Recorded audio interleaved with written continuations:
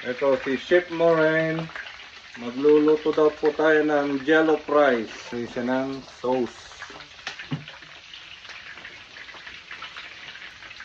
Bali, ito po yung mga ingredients niya. Sibuyas, bell pepper, luya, saka garlic. Nagkaano nito, yung chicken, gagawa ko dito ng chicken. Bali, ang ginawa ko sa chicken, pinakuluan ko siya na may thyme, may asin, mayroon siyang nor chicken cubes, at saka bali, nilagyan ko po siya ng yung pampadilaw is turmeric.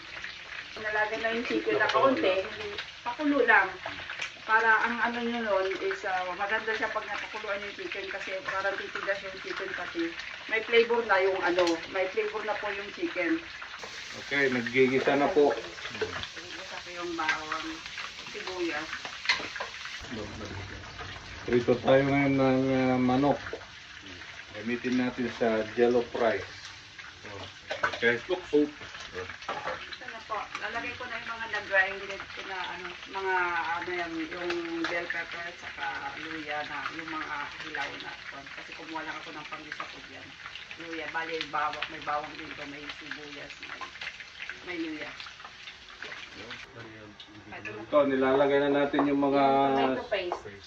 tomato Tapos paste. ko nang ilagay yung tomato sauce. Ito naman tomato paste. Naluto na po ito. Ito, ginagamitan din siya ng crayfish fish powder. Guys, na ginagamit ko dito, balit silina po. Parang naano ko siya. Hindi ko anong chicken. May flavor na po yan. May alat na siya. Alat na. Ilalagay ko itong ginawa namin na yung mga tomato paste. Yung mga tomato sauce dyan. So, ngayon, nilagyan na namin yung rice. Palilubog siya. Nakalubog siya sa tubig. Ayan. Mga estudyante lang kami, kaya ito si Chef Morin ang kuhan. Ang number 1. Yan. Rice kasi dito kulang. Yan, nilagay na yung rice. Galing sa rice terraces. Jello fries yung isa. Ito. Okay, luto na. Kainan na. Kain na kayo.